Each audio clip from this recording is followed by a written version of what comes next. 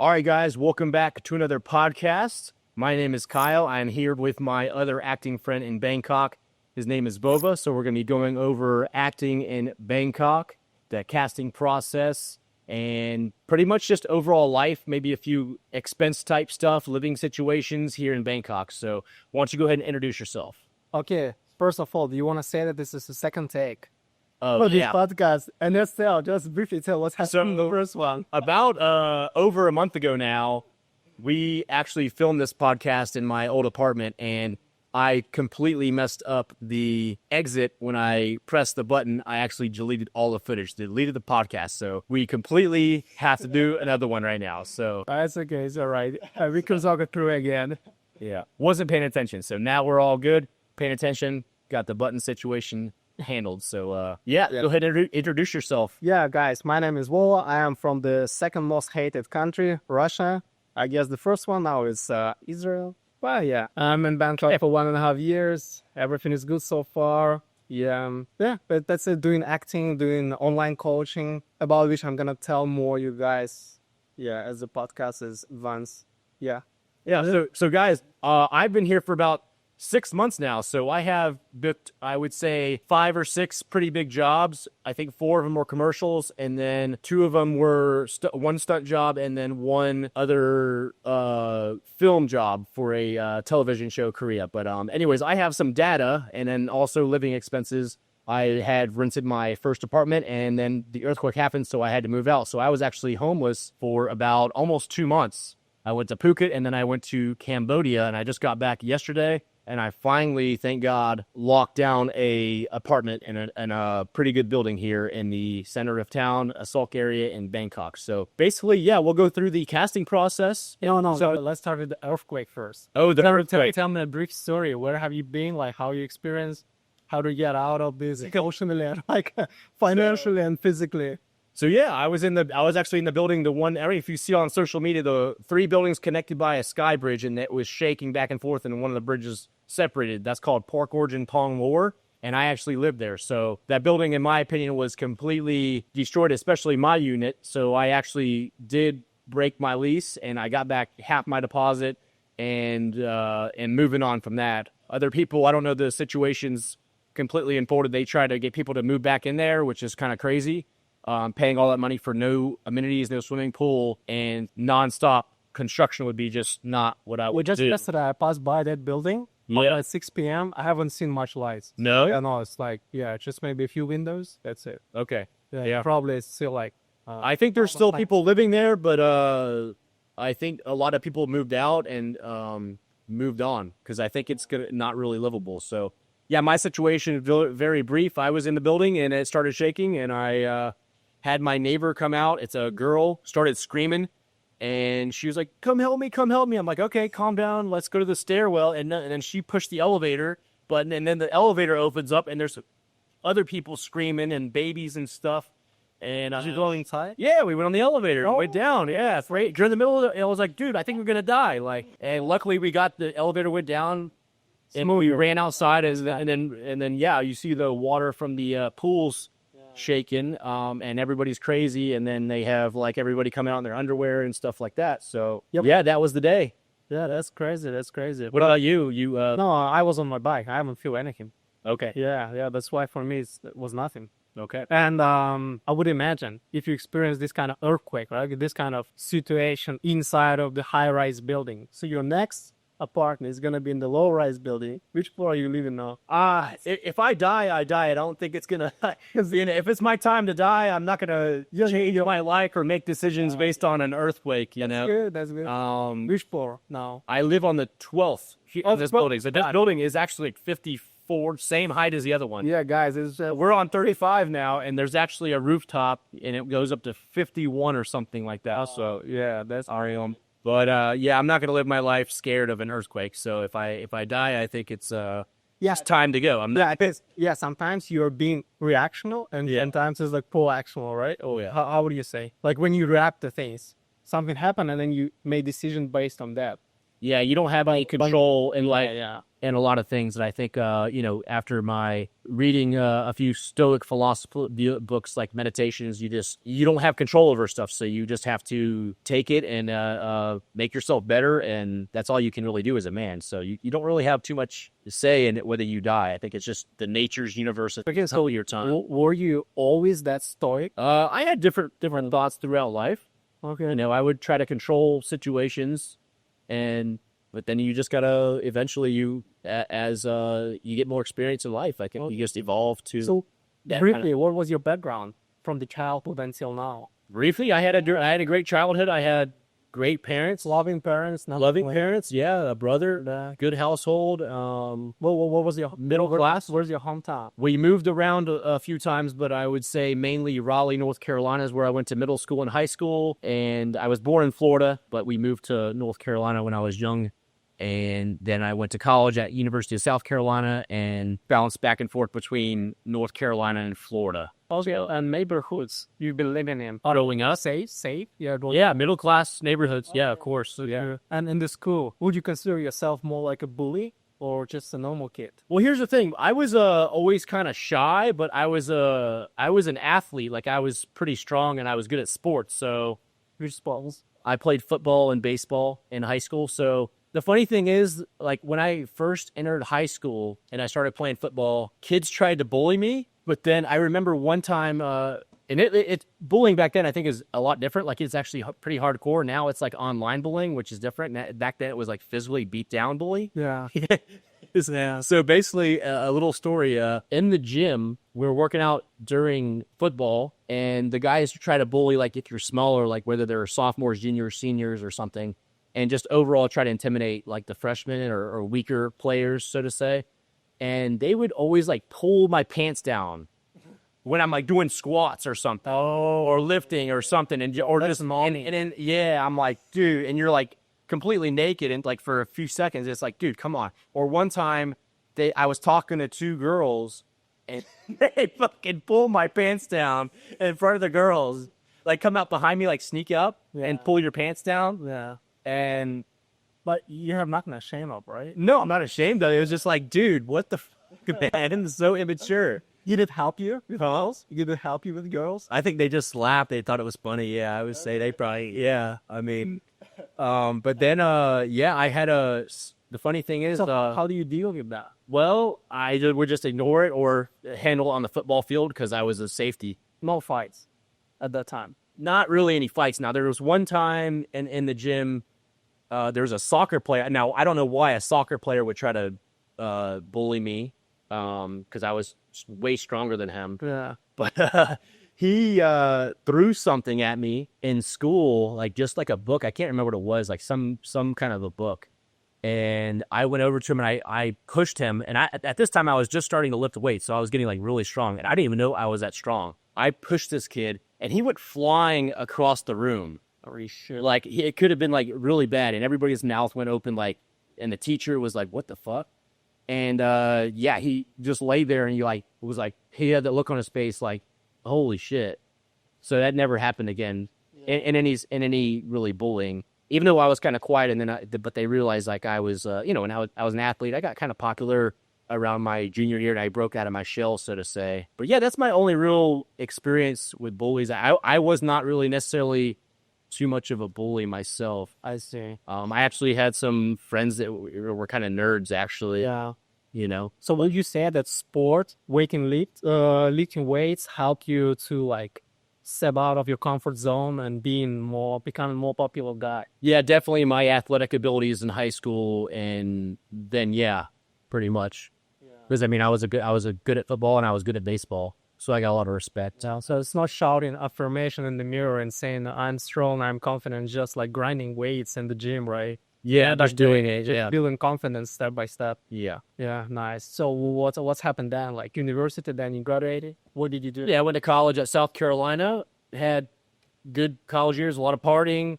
I was in a fraternity. I finally eventually graduated, and then I got a job in automotive industry. The economy actually hit on a canoe back in 2009. It was like really bad. Oh, it crashed. Yeah, there was like I graduated college and there was like no job. So I had to take a job. My buddy actually was working for a company that was doing pretty well, but it was an absolutely grind, 12 hours a day in an automotive shop. And then I finally worked myself up to making good money. And then a incident happened to me as a manager and I got fired.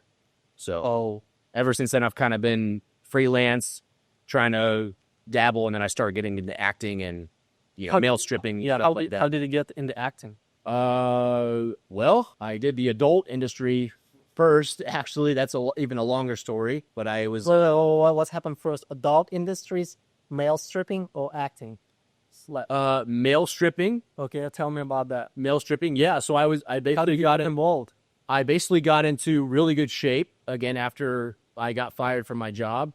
Lifting weights, dieting, everything, and I was in Florida, so there was a need for male strippers apparently, and I got contacted by a few agencies in there, and I started doing I contacted them, a few of them, after I got on with a local show that was like a Magic Mike type thing, but in Orlando, because I actually knew a guy from the gym, and he was putting together this, and he was like, "Hey, you have a good physique and stuff. Can you dance and stuff?" And I was like, "Not really, but I'll learn." So I started learning and then training with them, and then they had a little show in Orlando, for bachelorette parties or women come, just like Magic Mike type show. Because during that time, that movie had come out, and so it was popular. Okay. The movie Magic Mike back in like 2011, 2012. Yeah. So it was actually a thing that there was like a need for that type thing, which is that's how that spawned out of. And then I did, private parties and hotels and stuff in the Orlando and Miami area. How was the payment? You can make anywhere between $200 or $1,000. It depends by tips, really. How many hours? An hour. Well, that's good. So that's fine, yeah. That's good. Yeah. Usually there's a base pay of like $200 to show up and dance and mess around, and then tips. So it could go anywhere between $200 if they knew that you were showing up and they were prepared with tips, or you just they don't tip and you just dance around and leave. Do you have to get naked? It depends. Okay. Yeah. Depends on you, depends on them. It depends. It depends on the teams. The tips and the vibe, I guess you can say. Yeah. Okay. It was not a regular occurrence to get completely naked, but it happened a few times. Yeah. Yeah. Depends upon the vibe, I guess. And Okay. Any cases transition from strip bands to adult movies? yeah, so Same room? yeah, so I got contacted from that by a producer in LA. They actually wanted a male stripper to do a scene, like a Asian bachelorette party. And they contacted me, and long story short, I said yes. And I thought it was all a joke at first. I thought it was not serious. And I was like, yeah, when you book my flight, I'll do it. Yeah. They booked my flight. I was like, oh shit, I guess they are serious. So they booked my flight out to LA. I got my, obviously you have to get STD tested. I got that done in Florida before I went. Good to go. Flew out to LA, did that scene, and it was actually for one of the most popular companies called Reality Kings. So I don't know if you know about that. Bang Bros, Reality Kings are kind of the same company, but it was a very popular company. And then the director was actually a very well-known director, and I did a good job nonetheless. And he said, "Can you do more of this in Florida for Reality Kings and Bang Bros?" And I'm like, well, I actually live in Orlando, but I guess I can move down if they have serious work. So next week he made the call to the producer, organizer of talent there, and I left Orlando briefly and moved to Miami, Fort Lauderdale area. Nice. Did some scenes there, and then next thing you know, I went out to LA. What was the payment? Usually it was like $500 per scene. per scene, per day, per scene, yeah. $500. And scene lasts how long? The scene itself, like the actual On the whole scene. sex would be like an hour and a half. Whoa. Between stops and stuff. But you would have to be on scene because they would make you sit there and wait for the chick to get all makeup and all that stuff. It would just depend. Wow. Yeah, it could be like, a good 5-6 hours. But not the entire time you're filming. You're as the guy, male talent, you're just sitting there waiting while they make lights just like a normal acting set. Did you make more money from male stripping or from the adult movies? Well, per scene, like I said, it's $5. It just depends. You mean per scene or all together? Because I did the adult stuff for about 6-month time period. If I was working 2 or 3 days a week, that you figure that math is like $1,500 to $2,000 a week. Yeah. But I literally did male stripping job here 2 months ago in Bangkok. Oh, really? Yeah. Okay. Yeah, they contacted me. Yeah. So it's in a high demand. It can be an ongoing thing. Yeah, as long as you're in shape and you're out there, you know, people the companies that organize that stuff. Yeah. Okay. Okay. Yeah. So like originally my question was about transition from male stripping to adult movies. What I meant is once you finish your dance and someone from the guests, from the customers ask you to stay in the private room, did it happen? At a private party? Yes, at the private party, someone liked you and like, do you want to come over? Yes, a couple times I have. Yes, Okay. for not the bride, but like a one of the bachelorettes. Yes, that happened a couple times. I would say. Yeah. My point is it's kind of a cool experience, right? It's a cool experience, and my recommendation is if you're getting married and your wife wants to have a bachelorette party, I would say hell no, absolutely no, hard no on that, and absolutely don't let her to go to any outings with any bachelorette or a girls' night or anything like that. Yeah. That's my advice, because I've been in nightclubs and I've done the male stripping thing, obviously, and I've seen how women act when they're in a relationship and they're away from their spouse or fiance or boyfriend. So. Yeah. Yeah. Okay, then adult movies, acting, how it happened. Adult movies to acting, basically, yeah. Like I was out in LA, getting it's expensive there, so it was not really holding up, and it's random work. And then basically, Oh, why you moved to LA? I moved to LA because an agent in LA, there's more work in LA at that time for the adult stuff. For the adult. Yeah, there's more work, more scenes, more work, and a agent contacted me, a foreign agent, adult agent. And they wanted to represent me, and they were like, I can get you more work out here. So I made the move. And then long story short, well, the first of all thing is it's freelance work. Like it's not guaranteed, just like acting work. Yeah. Like you can make a lot of money one week or a job, and then you go dry. But basically, yeah, the agent was I found that was kind of involved in some scandals. Like the girls he represented were suing him, and he had a bad rep in the industry, like of just being like kind of not paying people and stuff like that. I never really had that experience with him, but during that time that was going on, so I was getting less jobs, and then a couple jobs that I had did not go so good in terms of my performance, I guess you can say. I had a couple difficult girls that I was working with, and I couldn't keep it up pretty much. So that was kind of one of the things. If I'm not attracted to a girl, and she was definitely giving me a hard time about doing things when the cameras weren't rolling that would help me out and keep me going. But just for the record, usually it's not an issue to get hard for you. No. Okay. If I'm into the girl, no. Yeah. For any girl. But yeah, I need to have like some kind of a chemistry. But if there's no chemistry, then I do have definitely problems. Yeah, I can imagine so many people around filming Love Island of candidates, celebrity. Yeah. So yeah. Nonetheless, it's not that easy. That's why the same guys work over and over again. You see, because every guy can't do that type of job. Yeah. Up and down, and then of course, having sex with a random stranger. Yeah, and that would be an issue. So how acting happens? So basically, yeah, I was in LA. I was stopped getting so many jobs, and I was going broke. And I was like, what am I going to do? Oh, I guess I'm an actor now. I'm going to start pursuing acting. So I found out, the websites to start submitting your stuff, and got in the mix, took some acting classes, and got some headshots. Went to found out basically how to start doing that, because I was in LA. Obviously, there's acting there, regular Hollywood stuff there. So I started doing that. Yeah, for people who don't know, LA is like a candy shop, right? Like you go there for candies. Like you have nothing else to do. So LA is kind of like for the film industry.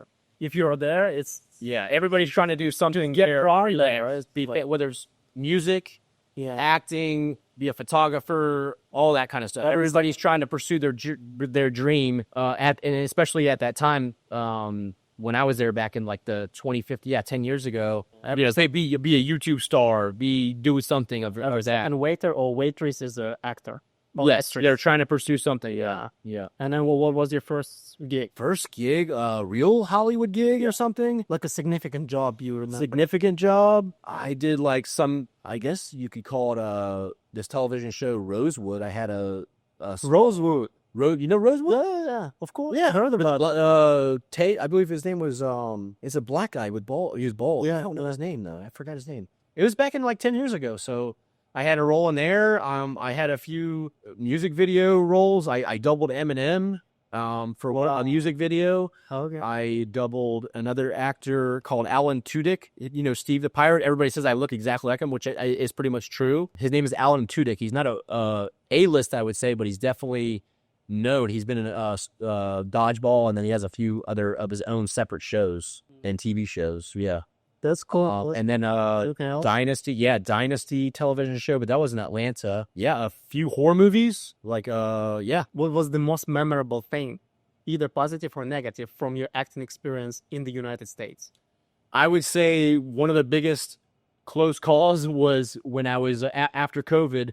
You know, productions are ramping back up, and I got a call to double Owen Wilson for his new movie in Atlanta, and I go down to screen test, and they're obviously interviewing a few different people and seeing how they look and everything, and I go down there to do the screen test and stand next to Owen, take pictures and everything, and then about a week later, I got a call, hey, Kyle, you got the job. Can you go to the studio tomorrow for your first day, do a COVID test, and that's your first day? And this is going to be like a month or two of solid work at SAG rates, which SAG rates, I'm a SAG actor, that would be like $1,100 a day. So pretty big paycheck, and I definitely needed it at the time. So, but the thing is, I went down there and did the COVID test, and I tested positive. So nonetheless, I was absolutely furious. Yeah. Because I lost out on all that What job.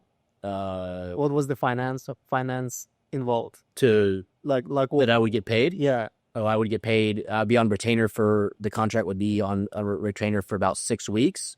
So you figure 5 or 6 days a week at $1,100. Oh, So I lost out on over like $20,000 to $30,000. and it's before taxes or after taxes? That would be before taxes, yeah. Okay. And of course, the chance to work with Owen Wilson, have that on my resume, be in front of the producers that were, you know, it's a big studio production, be in front of them for other potential jobs too.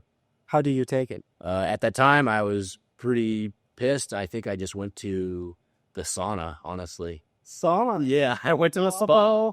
No, none of that. Let it stew. Let it stew. Okay, that's good. I mean, I went to work out. I probably punched bags and stuff like that. But Yeah. after that, yeah, it was. How long is it to get over it? I mean, over it. I'm still not over it. Oh, really? Yeah. Not fully over it. It's still there in my mind. But And that's happened like 2023 or 2021. No, just coming off of COVID. Oh, Yeah, 2021. Yeah. Other stuff, other fun stuff.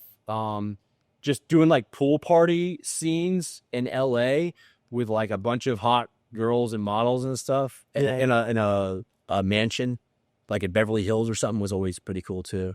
Okay, yeah, that sounds cool. Did you get a chance to meet any girls, like to get some You always meet girls. It's always there. Yeah. get laid? Well, yeah. I got laid. Yeah. Yeah. Good stuff. But mostly, I think the girls in LA are looking for sugar daddies, you know? So they're cool to have fun with them. Yeah, it's going to have fun for a while, but long term hasn't really happened out yet. You know, I'm 40 years old and I'm single. So you're 40 years old. 40, Oh, you look much younger. Can you tell me any of your relationship stories? Maybe heartbreaking stories? Man, I haven't had too many relationships long term. I actually here. Do you want to talk about the one here? Sure. Yeah. So I like I said, I moved here 6 months ago. I actually just ended my first relationship with a Thai girl here. So we were dating for like 6 months. I met her maybe not even within 2 weeks of being here. Oh, yeah. I met this girl really nice, and we were dating up until I left for Cambodia less than a month ago. How was it? It was great. She's a great girl. Very down to earth women here, more feminine women here compared to the West or especially the United States. Easygoing, cool to just like hang out with and come over and not have to go on expensive dates or anything crazy, you know? We went on a few vacations. I took her to Krabi, and I took her to Phuket. So 2 vacations and the rest here in Bangkok. Yeah. So what's happened? I honestly don't know. I went to, She broke up with you. well, I haven't talked to her in like a month, so it's broken up. Like, it hasn't been official. We haven't had a conversation. Yeah, but We're broken up. I don't know. It was kind of on the down decline. You know, I was kind of like dating other girls. Like, I don't think truly knew, and we didn't really have it discussed that like I couldn't do that. But anyways, I went to Cambodia. I saw her 2 days before I left to Cambodia. I was like, hey, I'm going to Cambodia to do my visa. And then I went to Cambodia, and then we were talking back and forth, our communication on Instagram.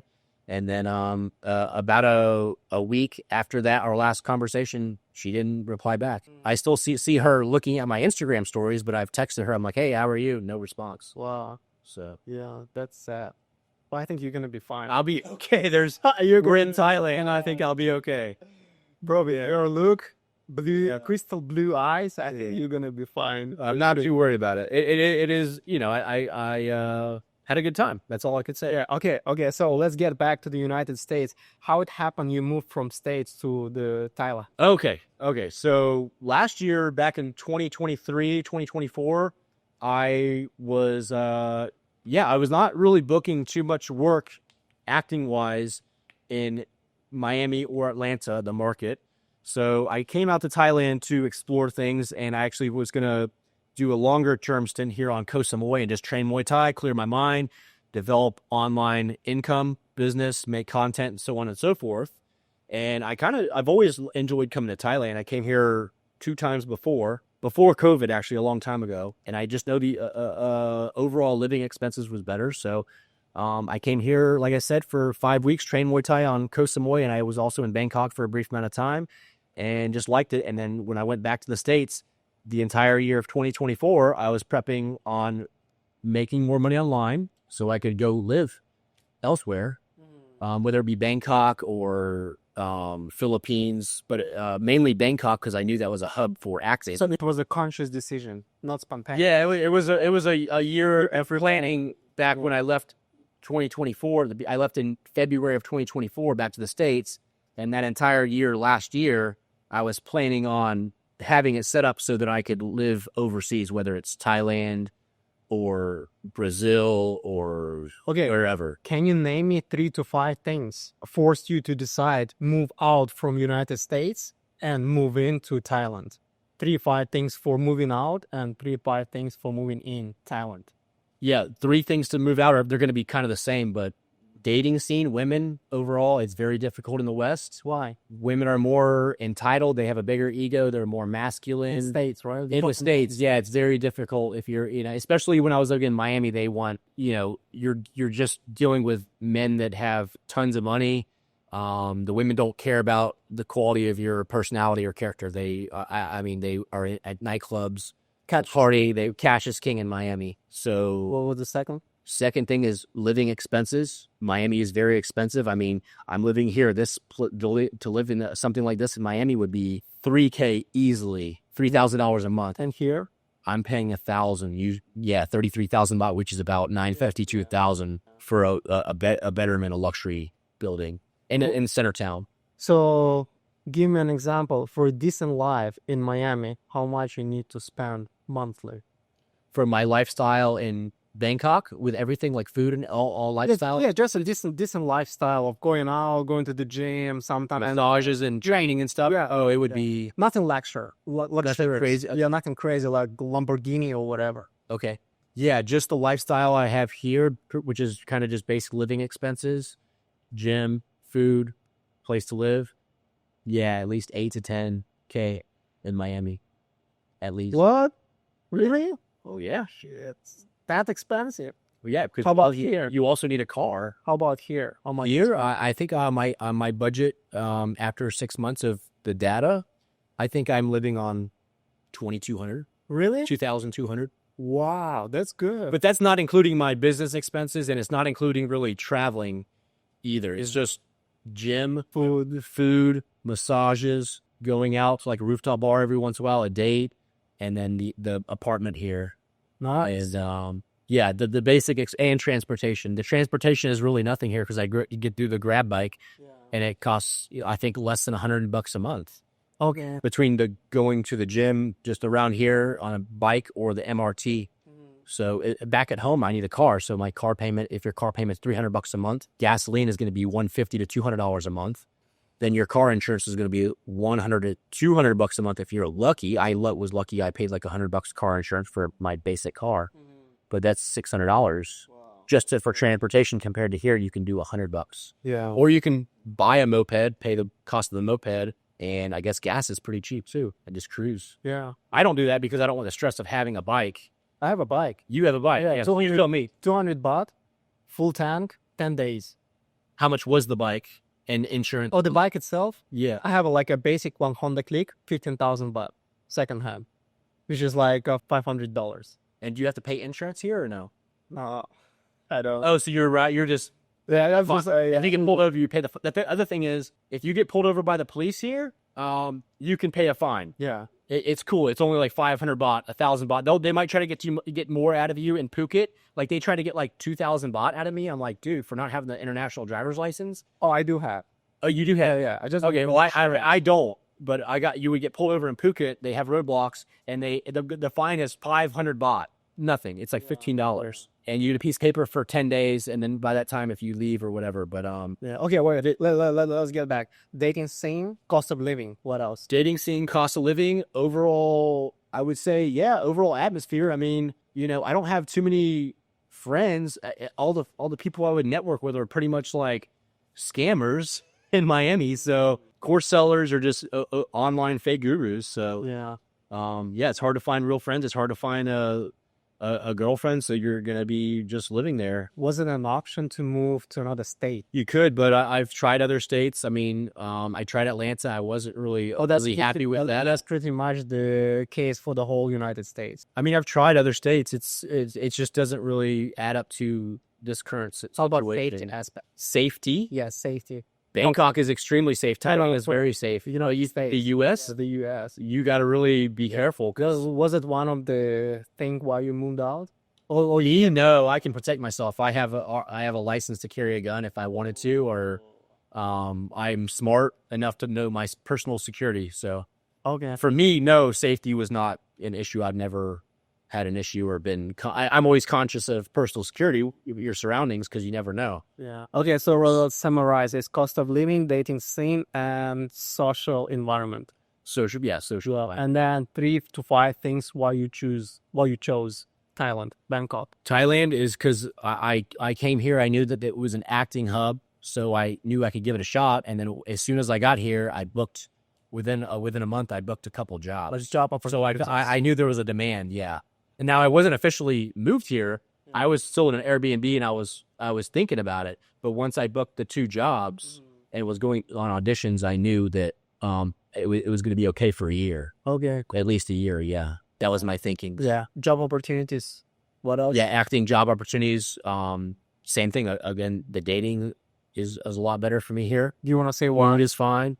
You want to say why? Why do I have an easier time here?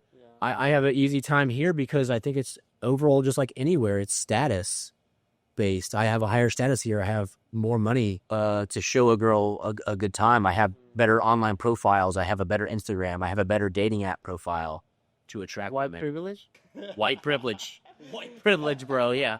That's all. Is that what you're reading it? Yeah, that's what I was trying. We'll just say it straight up. Yeah. White privilege. Yeah, sure. Yeah, DEI. Yeah. Asian girls, they just love blue eyes and white skin. It's just like, it's unbeatable. Yeah, you can be average body type, average height, but if you're like, But I also have a good body too. Yeah, I got yeah. fine shape too. So yeah, if you're talking, you're comparing me to other men. Yeah, my competition. I'm pretty sure I'm in the top. Yeah, we are 0.5. I mean, that's for sure. I'm 6 foot tall, blonde hair, blue eyes. I have a 6-pack. I'm in shape. I have the income compared to other men that are coming here. Now, there's people that have more money than me, of course, but I have enough of a lifestyle that I can show a girl a good time and have that higher status. And then it's also an attraction based on. So you have to have a dating profile. You have to have an Instagram and show, because all the dating is through a dating app here. Unless you can cold approach, you can speak Thai. I can't really speak Thai very well. So most of the women you deal with are going to be Thai, and they are going to speak English, but hey, it's just better to have that online dating profile. So which dating apps would you recommend? Here in Thailand, I've only used Bumble. Only Bumble. How about Tinder? No. What's wrong with Tinder? I think I tried it a while ago, and it was just slower. There's plenty of girls and higher quality girls on Bumble, and they message you first. And I think Tinder I don't know, man. Like, it seemed like it was mainly escorts or freelancers. Yeah. When I was on there. I think there's Hinge too. I'm on there, but I don't really use it too much because the amount of matches and stuff on Bumble is just more than I can handle. Yeah. So yeah, Bumble is my advice. What do you think?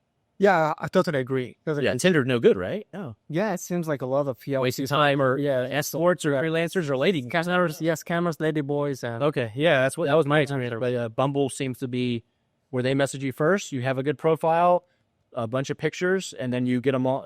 I get them to my Instagram funnel, and then I have more high status photos and show what I do. They can get to know me instead of me having to do all the work back and forth, cold approach or on the street or whatever. They look at my pictures. They already have an opinion of they know what I look like. They know what I can do. Yeah. They know I'm in shape. They know I have the status. Yeah, sounds like a sales approach. It's all sales. Dating is all sales. So yeah, that's cool. It's a funnel. It's sales. Yeah, you're getting leads. So yeah, you mentioned a few times the source of income. So one of them for you is acting. What's another one? I do a little bit of online trading. Tell them all. I just trade stock options and crypto a little bit. Actually, not a huge amount. I have some clients now for making ads and VSLs for a couple clients back in the U.S. in which, the ads you see on social media, someone talks, so talking head ads. Mm-hmm. What else? I do online coaching. I help men get in shape, lose weight, build muscle, move like an athlete. I also have a school community, which is very affordable. I include all my biohacking routines, morning routines, biohacking type stuff, mindset stuff, some workouts, diet, using ChatGPT to track your calories and stuff. I have all that on a school platform. �H𝐾𝐒. Cool. It's new. Yeah, it's not new, but it's a thing. It's the new thing. It's like an online educational. So you do your online coaching through that platform, or it's a separate? Yes and no. It's separate. The one-on-one coaching is separate because it costs more money than that community. But if they just want to build trust with me and get all the information, that is still a tremendous value. But to work with me one-on-one, in which we have daily communication on WhatsApp or the phone and do video calls and updates, and I actually track your calories and give you the workouts to do specific, so you get a transformation. I'm selling a transformation. I'm not selling one-on-one coaching. I think that's what people don't understand is when you buy something online, whether it's coaching to get an end result, you're buying a transformation, whether it's in business or fitness. Okay. So I'm selling, I guarantee basically, hey, if you work for me a month, this is the results. If you work for me for 3 months, this is the results for fitness. Okay. Based on what they have. Because I do a call with them, a free call to find out what their goals are. They tell me their goals and I tell them based on that, what I can do in this amount of time. Okay. So I'll give you an example. Let's say me is 90 kilo fat banker. I want to get in shape. Yeah. Yeah. Like I want to lean down to 80 kilo and see a little bit of my abs. How long it takes on your program? So about 90, and what? So you want to lose 10 kilos? Yeah, 10 kilos. 20 pounds. I'm from the U.S. There, so I converted to 20 pounds. Yeah. So to lose 20 pounds, safe and effectively, that's not going to be. And I want to get some muscles. Yeah. So that's another thing. So when you're losing weight, you're not going to really be building too much muscle. What? Unless you go on steroids. Oh, okay. Yeah. Unless you go on like steroids, you can build muscle and lose fat at the same time. Yeah. But I think people are like sold this dream that you can, what is it called? Lean bulk? I don't think that's necessarily possible especially for a long time, because you're going to be, if you want to lose fat, you have to be in a caloric deficit. And the safe way to do that is 500 calories per day. And you're going to lose about a pound a day if you stay with that, because 3,500 calories burned is 1 pound of body fat. So you're going to safely be able to burn 5 pounds of fat a month on this diet, and you're gonna have to do that for amount of time. Now your muscles are gonna show, because you're gonna show your abs, you're gonna show your muscles, and you're gonna look better, and you look more muscular because the fat's gonna be. So how long is it gonna take me to lose 20 pounds safely? 3 or 4 months. 3 or 4 months on your program. Yeah. Do I have to starve myself? No, because you're just gonna be doing 500 calories deficit a day. Am I gonna spend in the gym 2-3 hours every day? No, you can do 30 minutes to an hour and get really good results. Do I have to? But it's mainly going to be diet. Do I have to go to the gym? To a physical gym? Yeah. No. No. You can do that anywhere. Yeah. I don't. I rarely go to the gym. I train Muay Thai. there's a gym here, but I can actually go and get a very effective workout outside at a park with some gymnastic rings. Will you provide the workout plan? Yes, I would provide a Video or is just a text? It would be video and PDF. Okay. And So I would have a video and a PDF showing the exercises. will you check on me? Yes, daily. Daily. Daily, yeah. Okay. Couple times a day. That sounds good. Yeah. Sounds good. For my one-on-one coaching is a couple times a day. And for the costs, people should contact you. Yeah. Yeah. Okay. I have a link to my Instagram. You can DM me. And I also have my school community in the description. You can join that. It's a free trial. And then you can message me and book a call through that as well. Okay. That's cool. And since you're in a great shape and you've been an athlete for a long time, right? Since you were young. Yeah, I played sports growing up. I was very competitive through high school, college. I played intramurals. I was partying too, so it's like not professional. Did you have any injury? Yeah, I've broken my arm before. I had torn rotator cuff, broken toes, broken fingers. Well, what was the worst one? The most painful one mentally? Well, the most, my shoulder, when I tore my shoulder. But the thing is, I didn't get it fixed for 2 years. I had a rotator cuff tear. I was trying to get it figured out, but it was still painful to do stuff. It would get slowly better, then it would go back to getting worse. I eventually went in to see the doctor. I knew I had a rotator cuff tear, and then I verified that, and he told me, he was like, hey, you're not going to be able to do this with rehab, which I knew wasn't really working. I was still working out because I love the gym. Like, that's like my routine. To sort of stop doing something for an amount of time, because of an injury is very hard. Even though I could move it a little bit, I still had something, and I would do other stuff, but then it would still not get better. Yeah. And then the tear, I had a rotator cuff tear, so he recommended surgery. And so I got the surgery, and the recovery was rough. 6 months. Yeah. Not being able to really work out like I wanted to. I couldn't do stunts. I couldn't do gain weight. I mean, my entire right side of my body went fucking flat. Like, I think I lost weight. I don't know. I don't know. It was really bad. Went going from like having muscle to like, it was like a balloon. You know what I'm saying? Yeah. I was in shape, and then the entire right side of my body, my shoulder was like a little noodle arm. Yeah. How do you deal with that mentally?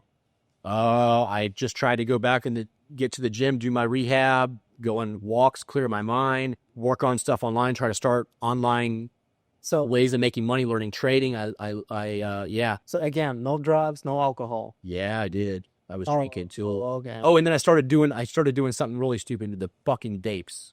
Oh, I don't know why I started doing that shit, but I did a little bit of vape. I struggled with that for about 3 or 4 months, actually, doing the nicotine vape, for just absolutely stupid. Yeah. That shit is extremely, extremely addicting. But still, you didn't. But I got out of it. Yeah, I luckily I quit that shit. But still, you did not get off the rails, right? Completely in terms. Did not get off the rails. Thank God. No. Yeah, because a lot of people, once they meet some struggles in life, they choose the easy way out. It's just to escape the reality with drugs and alcohol, not learning anything new, just like go to this like dark hole, and they never come back. Yeah. So luckily I didn't get there. I did, like I said, do the vapes. I did drink. And also I have a very addictive personality. Like, I'll justify, like, if I go get a bottle of wine, like, I like drinking wine for some reason by myself, like chilling and watching TV, and drink an entire fucking bottle of wine. Okay. And then that'll happen one day, and then I'll justify it to do it the next day. And then the next day, and then by the time I am in that routine, I drank, for an entire week, a bottle of wine each night. And then I'll have to break it. It's like I'll have to fucking break it. So how did you make decision to break it? To break the cycle? You just gotta stop. I stop cold turkey. You do, or I replace it with something like I would cold plunge, cold showers, walking outside. Yeah. So you replace bad habit with a good habit. Yeah. You have to. Yeah. And because probably you're mentally strong yourself, you can help yourself and you can quit cold turkey. Yeah. But for some people who can now, they probably need someone's help. Like, they need someone else. Like a guy who went through the similar experience, and then and help is good. I find a problem in my entire life always asking for help. Like, I'll let it beat me up, and I won't ask for help. Yeah. I won't tell anybody about it. I won't tell friends, family, and I'll just do it struggle by myself. And I don't recommend doing that. I recommend putting it out there, telling a friend, hey, buddy, hey, I'm having a problem right now. Can you give me some accountability? But I don't do that, man. I don't know why. Yeah. It's something I have to deal with myself. I don't tell anybody about my problems. I let the pain just fucking happen. And then by that time, it takes longer to do that. So I would recommend getting a coach, someone to guide you. Yeah, but I think most of the people there, like you, they just keep inside. Yeah. Yeah. For the man, it's a shame. Yeah. To show the weakness, right? The weak side. Yeah. And also, I think that telling to your buddy or any of your friends, it's like putting burden on them, right? So I think it's better to seek help from the outside of your circle, like from the professionals. Yeah. Who went through this. Yeah. And of course, it's probably going to require some money, but you're going to end up on the bright side. Yeah. For sure. Yeah, but that definitely physical activity has always helped me. And then eating healthy and walking outside and replacing whenever you have that thought, like, hey, I want to pick up a vape pen, go jump in a cold shower, jump in the if you have access to a swimming pool, jump in a pool, walk outside in the grass, do 100 push-ups, do something like that. Yeah. And then another thing is I recently have been looking into is if you have a problem or you want to solve a problem, it's called first principles thinking. And you basically reframe that problem you're having that you might think is acceptable, like drinking. You think going out and drinking is acceptable. You reframe that as to that, no, it's not acceptable. It's actually alcohol is bad for you. Have that in your mind and then go based on that. It's called first principles thinking. Okay. But mainly physical activity, thinking about it, meditation is a good start as well. Yeah. Or pay someone. Hopefully they can help you. I would say you better not get into that dark hole of where you're several weeks into it. You know, a couple days, realize you're having a problem, and then try to fix it right away. Yeah. Because my point is, like in your one-on-one online program, you're gonna help not only physically but mentally as well, right? You're gonna talk to your client, of course, like, on the phone. Yeah, and you're gonna dig down to the problem, to the roots, and help them to solve it, right? Yeah, because that's very important. Yeah, like all the struggles that I went through in my 40 years, especially the past like 20 years, getting fired from jobs, the letdown of acting, surgeries, being homeless at some points, not making enough money, being in credit card debt. I take all that experience and I give it to them. Yeah. You know?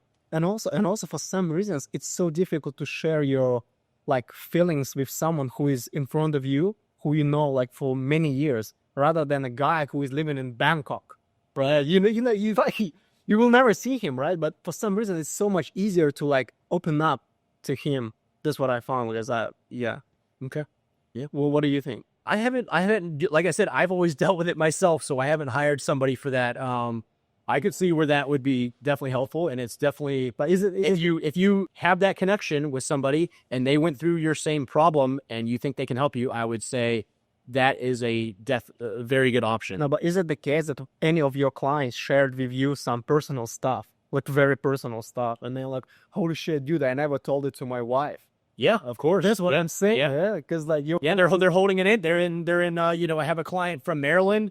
I have a client from Massachusetts, and they don't tell anybody. They're in a tough spot. Yeah, Yeah. And they got to tell me everything so I can help them out. And I take whatever I've learned for that specific person in that situation, because trust me, I've been through it all. All this stuff. I've been arrested. I've been in trouble with the law. I've been broke. I've slept in my car. I've done it all. I've already done it. I've had the highs. I've been on TV. I've been in commercials. I've made $20,000 in one day. All that stuff. Yeah, you walk your talk. Yeah, I've literally been at the bottom. I wouldn't say I was like addicted to heroin or something like somebody else's bottom, but I've been in a pretty low spot. And I've gotten through it. But I would take all my learnings in 40 years and pass that on. So. Yeah, that's cool. And may I ask you a question about friendship? You mentioned that in the United States, it was difficult to find the true friends. How about here? Do you have like true friends now? I have a few.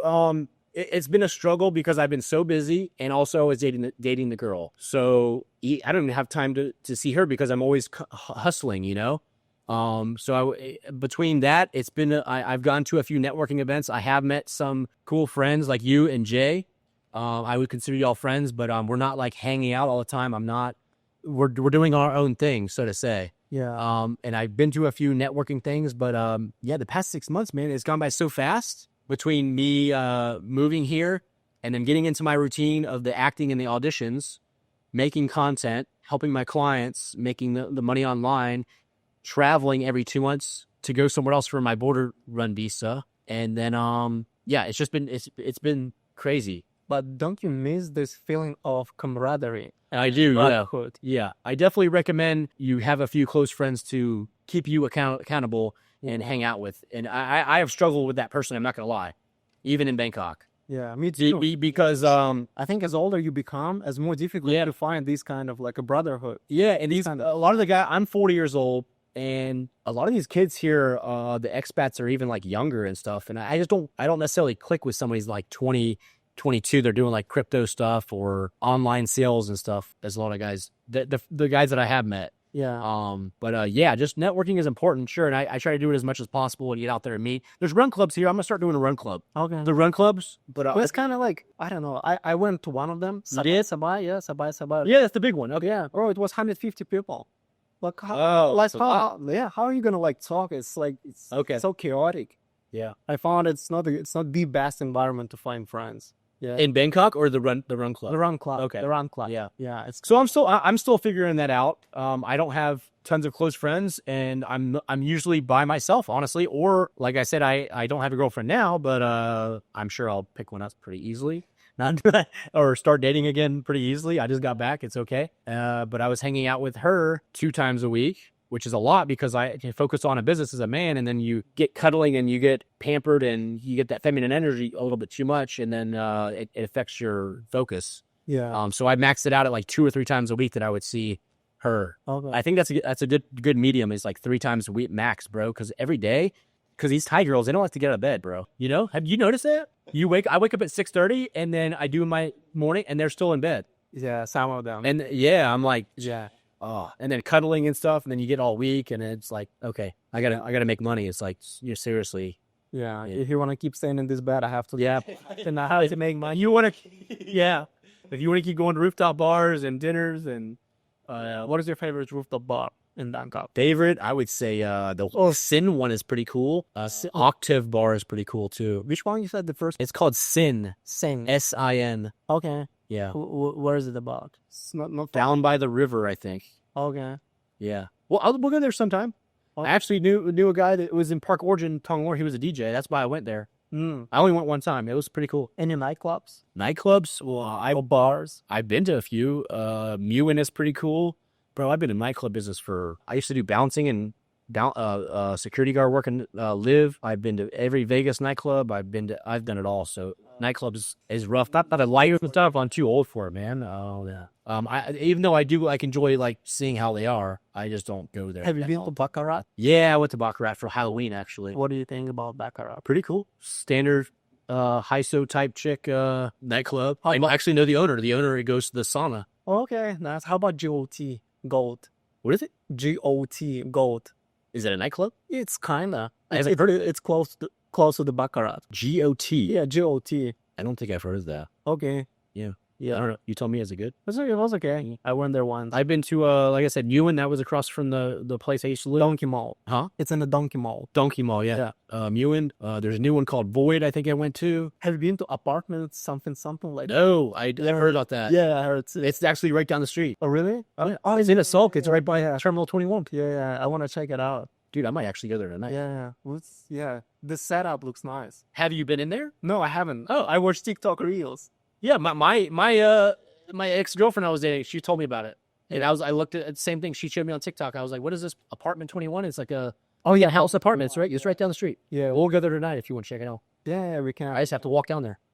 Yeah, that's cool. Convenient. You park your bike here, we walk down, see if it's any good, and then if not, we go somewhere else. We can. Yeah, so anything else? No? Oh, that's it for today? You want to talk about a brief thing about your acting and the casting process? No, I don't want. No, I don't want to whine. I don't want whining. I don't want to complain about this stuff. It's fine. All right. It's fine. So yeah, you do the online coaching too. So do you want to discuss any of that? Yeah, I do online coaching too. Like I know the format you use, and I just switch it because I found it's more like I can deliver more results if I do one-on-one video call. So we just have video call and we work out with my clients. I just show them the movement. I check movement on the screen, and then I show them how to adjust, how to improve. Yeah, and most of the clients I take, they're just like super beginners, not advanced. They don't need to go to the gym to get the result. They can still work out at home, and most of them are Chinese. Okay. Yes, Chubby Chinese? not chappy, just like normal Chinese. Okay. Yeah. So I do a lot of social media in China because I speak Chinese. Okay. Yeah. And if now I present myself in English, I don't think I find many clients, but yeah. That's the crazy thing. Jay, the other guy, yeah, so he was in China before here, like for 8 years. He speaks fluent Chinese too. So I don't know anybody that speaks Chinese. Now I know too. Yeah. Oh, yeah. Yeah. So, and I've actually been contacted by a few acting jobs recently that are shooting in China. So we'll see what happens.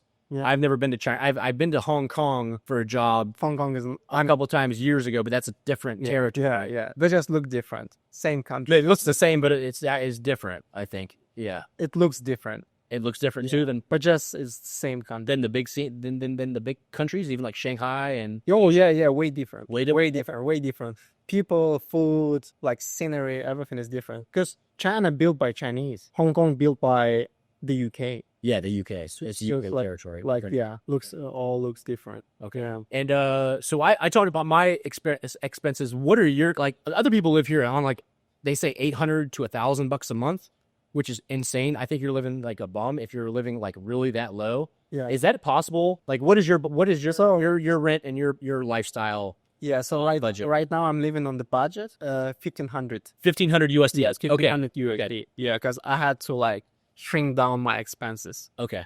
for some time, Okay. just to save money.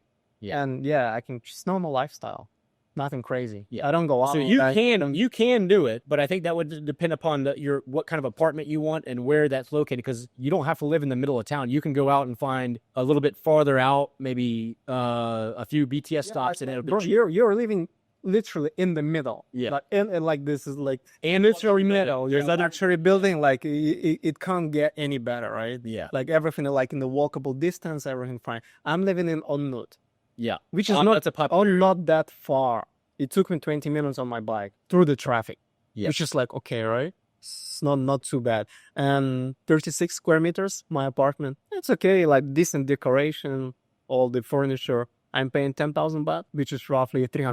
$300. 300. Okay. Yeah, 300. Yeah. Dollars. It's fine. And then the rest you work at a gym or I work out in the gym. I eat at home. I cook at home. I like cooking. Yeah, I like cooking at home. yeah. Because that way I can control the protein portion, carbs, and everything. And Yeah. And then you have the bike, so you just bought the bike for $500 yeah, and you pay for gas. which is super cheap. Yeah, you're probably you're like $30 a month less than that. Yeah, 20. $20 a month. Yeah, And you never ride a Grab or a BTS. You just take the bike everywhere. Yeah, sometimes I take BTS. Okay. Yeah, when I don't want to drive my bike. Yeah. Yeah. So I think Yeah, transportation, that's nothing. And then yeah, like where I'm getting the more than 1,500, I probably my food is probably the food, massages. I train Muay Thai. That's not cheap. I don't know why people think it's cheap. It's cheap compared to what you get back in the US, but it's still a Muay Thai class is still $15, 500 baht. You can, if you just want to do normal workout and have to join a gym, you can get a gym membership for I think $40 a month. A really good one, the platinum or something. yeah. If you want a nice gym to go to, I think, and just where the machines are, I don't work out like that, so I don't need to go there. Because I do martial arts, and if I go there, I've already dated and hooked up with so many girls at that one gym in 𝐸𝐾𝐒, Which one? the platinum, Oh, the the platinum. big one. Yeah. That's where I. That's like the main That's gym. where I go. You go there, Yeah. so you know about all the girls there. It's insane. Kinda, yeah. And you're gonna if you like. I was dating. I've been hooking up with a relationship with like 4 or 5 girls that go to that gym, and they would always like each one of them would like, hey, let's go work out together. I'm like, no, I don't like working out like that. I'm gonna go to Muay Thai class. So I can't like. So you hooked up with them in J or somewhere? Just the girls that go to that gym. So if I go there, I'm gonna see like 4 girls that I like hooked up with. I did not meet them in the gym. No, Neil, I know that like you met them on Bumble, but I know that they go there I got it. because they would go to that gym and then come over to Park Orchard because it's right there. Oh, So I knew they worked out there, I see. But I didn't work. But I knew if I went in there, I would get stares like, "Hey, there's a fucking asshole." In the 𝐓𝐾𝐒 area, this is the most decent gym in terms of the price and value. Yeah, apparently it's like $300 a year. I paid $150 a year. Oh my god! Give the promotion like $4,900. It's like, But it's really busy there. no, it depends on the time. I guess the time you go. Okay. Yeah. So if you want a gym and you want to just eat basic food, cook yourself, and not live in a luxury place, you can definitely do 1,000 to 1,500. Yeah, for sure. Yeah. For sure. But forget about serious dating. Yeah, you got money. cut off the rooftop bars, and stuff like that. But I the activities I do, and I've had good experiences, and they're fun, and they're not too expensive. Is like ice skating. There's an ice skating rink. Do something different, man. Like going to dinner, bring a girl to dinner on a first date is an absolutely no for me. Yeah. Do you take girls to dinner on a first date? I don't. I really don't. If I do, then they came over and we went to the office across from my building. Yeah. And it's not expensive. It's nice. It's good food and it's cheap. But you can, in Bangkok compared to Miami, I mean, you can do a date for $15, $20, $30. Where did you go in Bangkok for datings? I've done ice skating. Ice skating, 𝐴𝐾𝐒, right? At the one at 𝐓𝐾𝐒. Yeah, just go to like some event, go to the park. Girls are cool to come over to my place like this and hang out at the pool. But went out for Halloween. Yeah, I went out to a few. They have stuff on Meetup, the app, and they go to a different bar once a week. Did you go? Yeah, and I brought dates there, or I've met people there. It's a new thing I started. Was it good? Yeah, it's good. They had one at Miami Rose at the 𝐵𝐸 2 weeks ago. It was good. Okay, nice. Yeah, we'll go next time. It's like $15, and you get a couple for 2 free drinks. Okay, that's And entrance to they do it at different clubs, rooftop bars, or nice places, nice venues here in Bangkok once a week. Okay. So I think it's on Friday night. I'll look up what the next one is. Okay, cool. Yeah, I think let's wrap it up. Yeah, it was a conversation. Yeah. I'll put Vova's stuff in the comment section if you want to contact him. Otherwise, have a good one.